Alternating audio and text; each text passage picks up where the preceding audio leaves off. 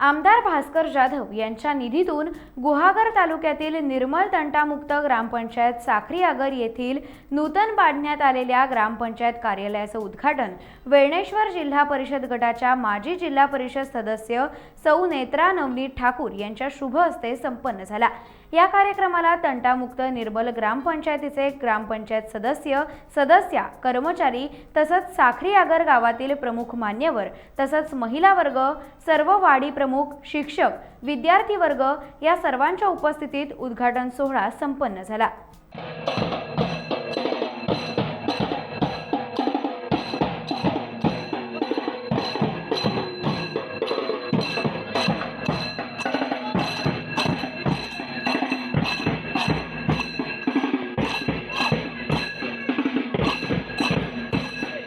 Times डिजिटलला like करा, share करा, subscribe करा आणि बेल आयकॉन दाबायला विसरू नका।